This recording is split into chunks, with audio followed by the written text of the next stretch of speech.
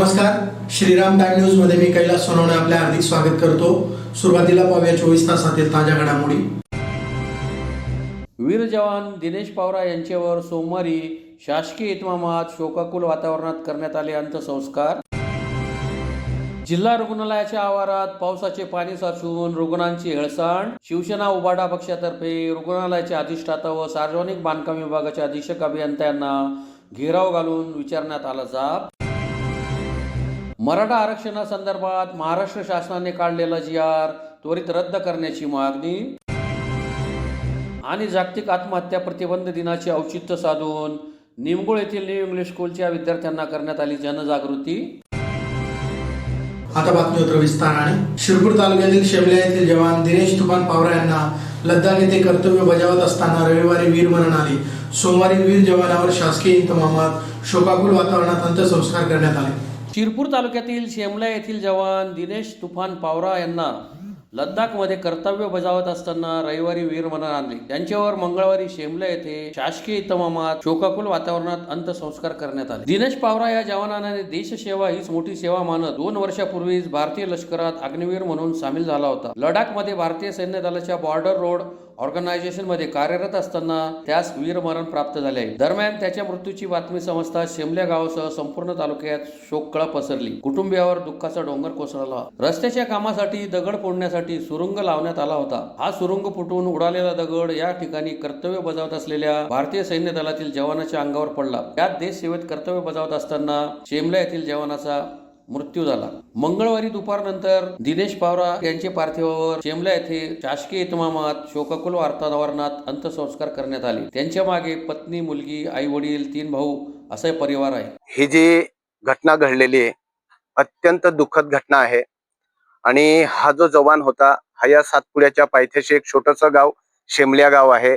या गावात तो अतिशय गरीब परिस्थितीत तो जन्मलेला आहे आणि 2 वर्षापूर्वी त्यांनी आर्मी जॉईन केली आणि सरकारी यंत्रणा कालपासून जेव्हा ही घटना घडली तेव्हापासून सरकारी यंत्रणा तर आहेत, पण हा जो जवान शहीद झाला आहे हा एकट्या शेमल्या गावाचा नसून तो तालुक्याचा सुपुत्र आहे। म्हणून सर्व समाज बांधव या ठिकाणी मोठ्या उत्साहाने आणि मोठ्या दुःखाने या ठिकाणी सहभाग झालेला आहे आणि त्यांच्या परीने त्यांना जे काही सहकार्य करता येत असेल ते प्रत्येक तरुण असेल, प्रत्येक वडीलधारी माणूस असेल या ठिकाणी मोठ्या उत्साहाने आणि दुःखाने सहभागी होऊन या ठिकाणी त्याच्या अंतिम याच्यासाठी तो या ठिकाणी माणूस मदत करतो आहे आणि अतिशय दुःखद घटना या ठिकाणी घडलेली आहे आणि सर्व सरकारी यंत्रणा तर याच्यात सहभागी आहेत, पण सर्व समाज बांधव नुसता तालुक्यातून नाही बाहेरच्या जिल्ह्यातून सुद्धा या ठिकाणी समाज बांधव या दुःखामध्ये सहभागी आहे आणि या गरीब कुटुंबावर जी घटना घडलेली आहे त्याला परमेश्वर त्यांना हे दुःख सहन करण्याची ताकद देवो आणि समाज बांधव त्यांच्या पाठीशी आहे। म्हणून त्यांना दुःख करण्याचं आज त्याचा म्हणजे काळजाचा तुकडा गेलेला आहे, निश्चित दुःख होणार आहे, पण त्यांना धीर देण्याचं काम या ठिकाणी।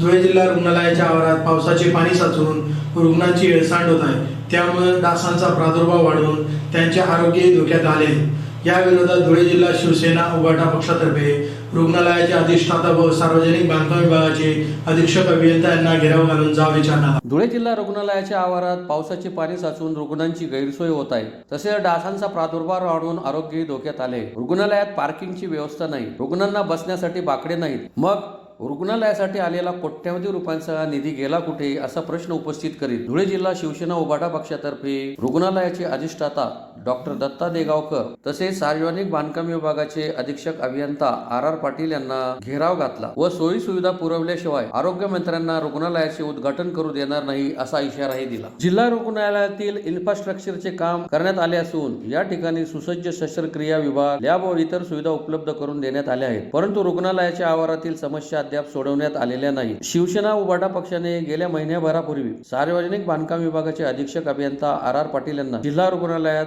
पाणी साचत असल्याबद्दल तसेच ड्रेनेज व्यवस्थेबाबत निवेदन दिले होते. तसेच सदर समस्या लवकरात लवकर निकाली काढावी अशी मागणी केली होती. मात्र येत्या 4 दिवसांनी राज्याच्या आरोग्यमंत्र्यांच्या हस्ते रुग्णालयातील लॅबचे उद्घाटन होणार असतानाही यावर कारवाई झालेली नाही. रुग्णालयाच्या आवारात प्रचंड झाडे झुडपे वाढली आहेत, कचरा साचला आहे. अपघात विभागाच्या बाजूने येणाऱ्या नाल्याची स्वच्छता अनेक महिन्यांपासून झालेली नसल्याने नाल्याचे पाणी जिल्हा रुग्णालयाच्या आवारात साचते. गेल्या 2 दिवसांपूर्वी जिल्हा रुग्णालयाचे अपघात विभाग तसेच सर्वसामान्य रुग्णालयात देखील पाणी शिरले होते. या संदर्भात शिवसेनेने जिल्हा शल्य चिकित्सक डॉक्टर दत्ता देगावकर यांची वेळोवेळी भेट घेऊन उपाययोजना करण्याचे आवाहन केले होते. परंतु जिल्हा शल्य चिकित्सक व बांधकाम विभागाचे अधीक्षक अभियंता यांच्यात समन्वय नसल्याने रुग्णालयात येणाऱ्या रुग्णांना गैरसोयीचा सामना करावा लागत आहे. रुग्णालयाच्या आतील इन्फ्रास्ट्रक्चरचे काम व्यवस्थित झालेले असताना आवारातील समस्येकडे दुर्लक्ष करण्यात आले आहे. तरी दोघा अधिकाऱ्यांनी यावर तातडीने उपाययोजना करावी, अन्यथा ख्यात लॅबचे उद्घाटन प्रसंगी आरोग्यमंत्र्यांना घेराव घालण्यात येईल असा इशारा देण्यात आला. यावेळी शिवसेनेचे जिल्हा प्रमुख अतुल सोनवणे, नरेंद्र परदेशी, धीरज पाटील, भरत मोरे, सुनील पाटील, प्रशांत भांबरे, निंबा मराठे, शिवाजी शिरसाळे, कपिल लिंगायत, निलेश कांजरेकर, ज्योती चौधरी, विष्णू जावडेकर, योगेश पाटील, नासिर पिंजारी, वैभव पाटील, तेजस सपकाळ आदी उपस्थित होते. ठाकरे पक्षाने वारंवार सिव्हिल सर्जन साहेब असतील किंवा बांधकाम विभागाचे अधीक्षक अभियंता पाटील साहेब असतील यांची भेट घेतलेली आहे. वेळोवेळी त्यांना इथल्या समस्यांबाबत या ठिकाणी जाणीव करून दिलेली आहे. या ठिकाणी शिवसेनेने निवेदन दिल्यानंतर ते निवेदन आयुक्तांकडे आर पाटील साहेबांनी पाठवलं, पण त्याच्यानंतर आयुक्तांकडे फक्त निवेदन पाठवलं. आर पाटील साहेबांनी त्याचा पुढचा पाठपुरावा केला नाही. तो पाठपुरावा करण्याचं काम या ठिकाणी सिव्हिल सर्जन साहेबांचं पण होतं, आर पाटलांचं सुद्धा होतं आणि महानगरपालिकेच्या स्वच्छता विभागाचं सुद्धा होतं. आणि ती स्वच्छता विभागावरती या ठिकाणी डायरेक्टली आरोप या दोघा अधिकाऱ्यांनी असा केलेला आहे की जो नाला जातोय एस टी स्टँडकडनं येणारा नाला क्युमाइन क्लबला लागून बापमा शाळेच्या मागच्या साईडने जो नाला जातो त्या नाल्याची गेल्या अनेक वर्षापासून त्या ठिकाणी सफाई झालेली नाही आहे. खरं कारण सिव्हिलमध्ये पाणी साचायला तो एक नाला महत्त्वाचा आहे. अंतर्गत जी ड्रेनेजची सिस्टीम आहे ती सिस्टीम पूर्णपणे या ठिकाणी चोकअप झालेली आहे. पावसाळ्याचे दिवस असताना उन्हाळ्यामध्ये सुद्धा या बाह्य आवाराची या ठिकाणी सफाई होणं गरजेचं होतं. जो संबंधित ठेकेदार या ठिकाणी आहे त्या ठेकेदाराने डॅब्रेज या ठिकाणी अस्ताव्यस्त त्या ठिकाणी सोडून दिलेलं आहे. आपण जर मागच्या भागामध्ये सुद्धा गेलो सर्जिकल वार्डाकडे तर त्या ठिकाणी देखील ही परिस्थिती त्या ठिकाणी आहे. शिवसेना उद्धव बाळासाहेब ठाकरे पक्षाच्या वतीने गेल्या 2 दशकांपासून अत्यंत संवेदनशील असलेल्या या विषयावरती आम्ही आंदोलन करतोय, पाठपुरावा करतोय. मध्यंतरीच्या काळामध्ये युतीचं शासन असताना कोट्यवधी रुपये आम्ही शिवसेना पक्षाच्या माध्यमातून दादा भुसे पालकमंत्री असताना या सिव्हिलसाठी आम्ही त्या ठिकाणी मंजूर करून घेतले. त्यामुळे आमचा या ठिकाणी प्राथमिक हक्क होता की या ठिकाणी शिवसेना आंदोलन करते या अधिकाऱ्यांना फक्त धाऱ्यावरती धरण्याकरता नाही. या ठिकाणी पाटील साहेब असेल किंवा देवगावकर साहेब असतील यांच्याशी आमची कुठल्याही प्रकारची वैयक्तिक दुश्मनी नाही. पण या ठिकाणी आतलं इन्फ्रास्ट्रक्चरचं काम जर एकीकडे देवगावकर साहेबांनी चांगलं जर केलं असेल तर बाहेरच्या इन्फ्रास्ट्रक्चरचं काम या ठिकाणी PWDचं आणि महानगरपालिकेचं आहे. तर आता आमची अशी मागणी आहे की आर पाटील साहेबांनी ती मागणी आमची ग्राह्य धरून लवकरात लवकर हा बाह्य परिसर जो आहे तो स्वच्छ करून आम्हाला अत्यंत अत्याधुनिक अशा पद्धतीचा करून द्यावा ही नम्र विनंती आम्ही पुन्हा एकदा करतोय आणि जनतेसाठी करतोय. आणि विशेष महत्त्वाची गोष्ट अशी आहे की या ठिकाणी देवगावकर साहेबांचं जेवढं कौतुक करता येईल तेवढं कमी आहे, आर पाटलांचं देखील जेवढं कौतुक करता येईल तेवढं कमी आहे. आंदोलनामधनं अधिकाऱ्यांशी वादविवाद होत असतात. त्याच्यामुळे साहेब तुम्हाला दोघांना विनंती आहे की तुम्ही या आंदोलनाच्या माध्यमातून कुठल्याही प्रकारचा गैरसमज न करता आम्ही या ठिकाणी जनतेकरता आलेलो आहे. तुमच्या दोघंही डिपार्टमेंट हे पब्लिक सेक्टरचे डिपार्टमेंट आहेत. त्याच्यामुळे तुम्हाला देखील आमचं म्हणणं त्या ठिकाणी ऐकून घ्यावं लागेल आणि येणाऱ्या दिवसामध्ये या जिल्हा रुग्णालयाकरता जे जे काही करता येईल ते आम्ही करायला तयार आहोत. या संदर्भामध्ये जर आरोग्यमंत्र्यांकडे जर एखादं कॅम्पस आहे त्याच्या मागच्या बाजूला ST स्टँड पासून येणारं सगळं जे पाणी त्याचा एक नैसर्गिक नाला आहे. तो नाला कमलाबाई शाळेकडून कलेक्टर ऑफिसकडून नदीपर्यंत जातो. त्या नाल्यामध्ये प्रचंड गाळ साचला आहे.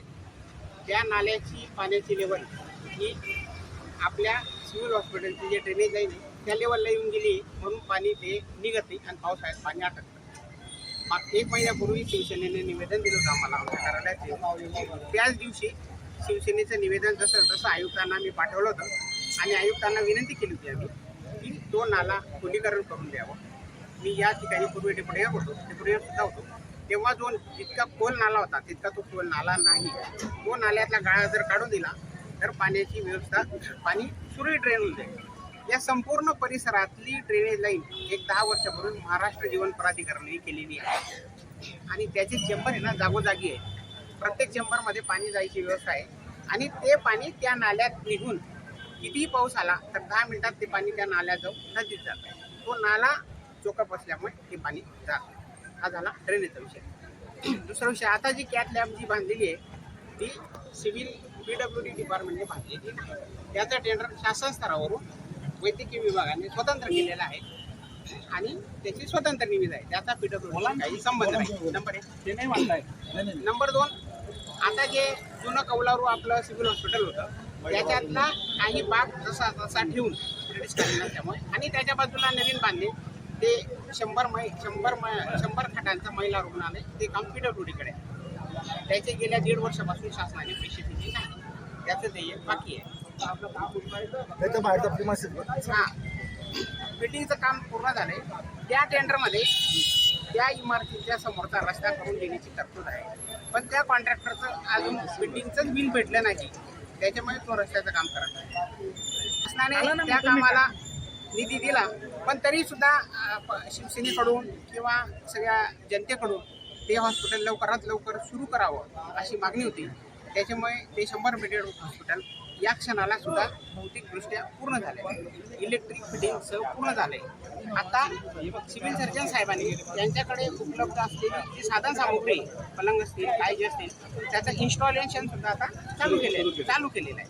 म्हणजे सिव्हिल सर्जन साहेब ते 100 बेडेड हॉस्पिटल सुरू करणार आहे. शासनाने निधी त्या कामाचा निधी दिला तर त्याच्यातून रस्त्याचं काम होणार आहे. राहिला शेवटचा प्रश्न, संपूर्ण परिसरातले रस्ते हे खराब झाले. गेल्या 15-20 वर्षापासून या परिसरातले रस्ते झालेच नाही. इथं आता नवीन कार्डियाक लॅब झाली, हे 100 बेडेड हॉस्पिटल झालं. मागच्या वर्षी वैद्यकीय विभागाकडून इथं पण अद्यावत दवाखाना तयार झालेला आहे. त्याच्यानंतर मागच्या बाजूला नवीन पोस्टमार्टमचं पण काम चालू आहे. तर या परिसरातले संपूर्ण रस्ते चांगले कॉन्क्रिटीकरण व्हावे आणि याची ड्रेनेज लाईन त्या जुन्या ड्रेनेज लाईनला जोडून हा नाला साफून हे पाणी सुरळीत ड्रेन व्हावं याच्यासाठी जिल्हा नियोजनमध्ये आपण एक प्रस्ताव टाकलेला आहे. तो यावर्षी कदाचित मंजूर होईल. मराठा आरक्षणासंदर्भात महाराष्ट्र शासनाने 2 सप्टेंबर 2025 रोजी काढलेला GR त्वरित रद्द करावा या मागणीसाठी अखिल भारतीय महात्मा फुले समता परिषदेतर्फे जिल्हाधिकारी कार्यालयासमोर निदर्शने करण्यात आली. मराठा आरक्षणासंदर्भात महाराष्ट्र शासनाने 2 सप्टेंबर 2025 रोजी काढलेला GR त्वरित रद्द करावा या मागणीसाठी अखिल भारतीय महात्मा फुले समता परिषदेतर्फे जिल्हाधिकारी कार्यालयासमोर निदर्शने करीत जिल्हाधिकारी यांच्या मार्फत मुख्यमंत्र्यांना निवेदन देण्यात आले. निवेदनात म्हटले आहे की ओबीसी मध्ये अगोदरच 250 पेक्षा जास्त जातींचा समावेश आहे. त्या जातींनाच अजून पुरेसे प्रतिनिधित्व मिळालेले नाही. त्यात पुन्हा एक मोठा वर्ग ओबीसीत समाविष्ट करून राज्य सरकार मूळ ओबीसींवर अन्याय करत आहे. भारतीय राज्यघटनेत सामाजिक राजकीय न्यायाची तरतूद आहे. नव्या GR नुसार जर मराठा बांधवांना कुणबी प्रमाणपत्र मिळाले तर तेच ओबीसी प्रवर्गातून स्थानिक स्वराज्य संस्थांचे प्रतिनिधित्व करतील. यातून ओबीसी बांधवांना राजकीय न्याय कसा मिळेल? ओबीसी केवळ मतदानापुरते शिल्लक राहतील. सगळे सोयरे किंवा सरसकट हा आरक्षणाचा निकष नसून सामाजिक व शैक्षणिक दृष्ट्या मागास हा आरक्षणाचा निकष आहे. या निकषानुसार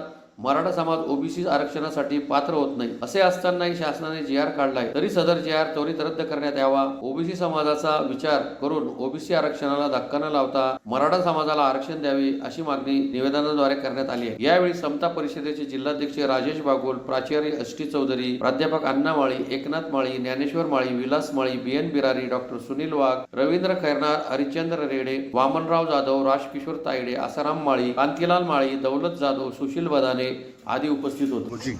महाराष्ट्र शासनाने जो GR काढलेला आहे की हैदराबाद गॅजेट लागू करणे, सातारा गॅजेट लागू करणे आणि मराठा समाजाला ओबीसी मधून कुणबी प्रमाणपत्र देणे याच्या विरोधासाठी आणि ह्या GRच्या विरोधासाठी आम्ही इथे आलेलो आहोत. आणि समता परिषद आणि सगळ्या ओबीसीच्या संघटना म्हणजे आम्ही सगळेच वेगवेगळ्या संघटनांचे लोक इथे उभे आहोत.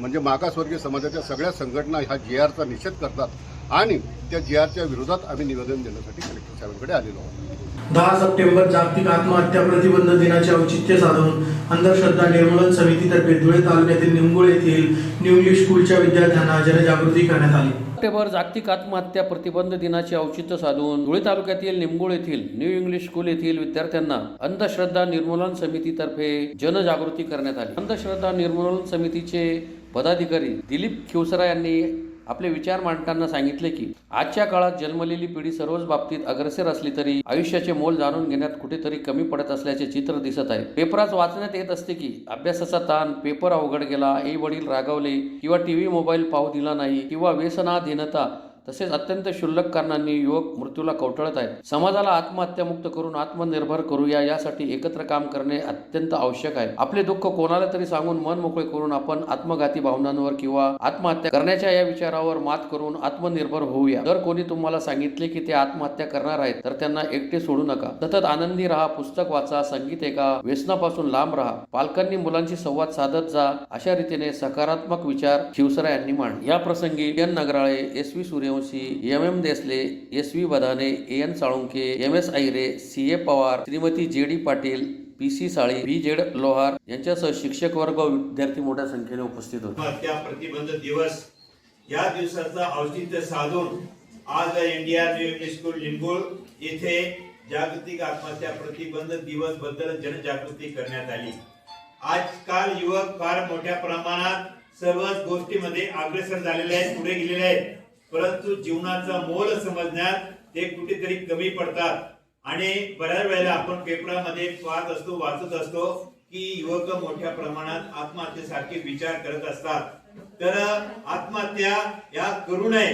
काय आपला देश हा युवकांचा देश आहे आणि आपले युवक हे शारीरिक दृष्ट्या आणि मानसिक दृष्ट्या सबळ होणं फार महत्वाचं काम आहे.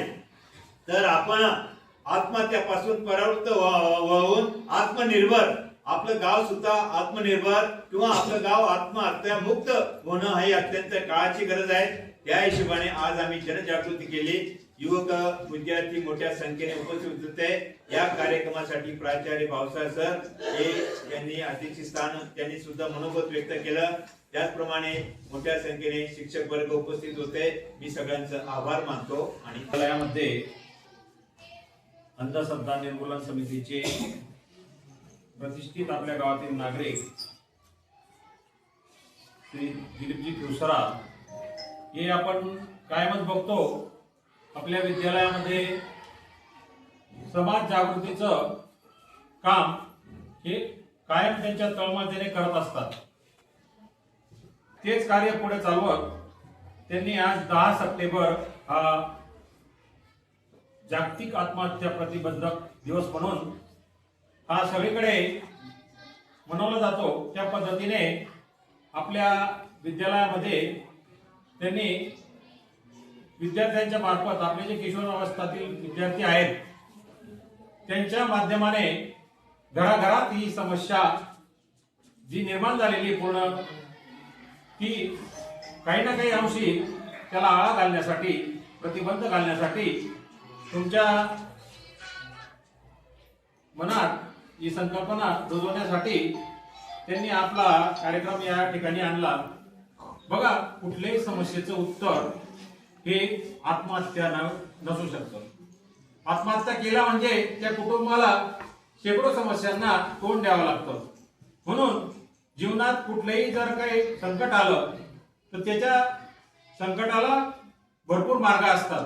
म्हणून तो जर आत्महत्येचा तेवढा काळ जर आपण जर वेगळा केला, काही पुस्तक वाचन केलं किंवा काही प्रबोधन केलं, आपल्या मधीलच काही विद्यार्थी असतील, आपण जर त्या समस्यांकडे आपण लक्ष दिलं तर निश्चितपणे या आत्महत्यांना आपण आळा घालू शकतो. म्हणून हे जे मोठे मोठे आत्महत्येचं कारण एकच असतं बघा. एक तर नैसर्गिक आपत्तीमुळे काही आपल्याला आर्थिक व्यवस्थेनं ओढवल्या किंवा आपण निर्माण केलेल्या, मानवाने निर्माण केलेल्या समस्या, त्या समस्यांमुळे आर्थिक विवंचनेमध्ये जातो आणि तो व्यक्ती त्याला दुसरं काही सुचत नाही आणि आत्महत्या प्रवृत्त होतो. तो काळ जर त्याचा आपण काढण्याचा प्रयत्न केला, निश्चित जीवन अनमोल आहे. ते आत्महत्या करून संपवणं एवढं सोपं नाही. म्हणून आज या दिवशी आपल्या विद्यालयामध्ये हा कार्यक्रम घेण्यात आला. त्याच्यासाठी आपल्या विद्यालयाचे पर्यवेक्षक श्री नगराळे सर, तसेच माझे सर्व सहकारी आणि आपल्या गावातील प्रतिष्ठित नागरिक दिलीपजी ठुसरा हे उपस्थित होते.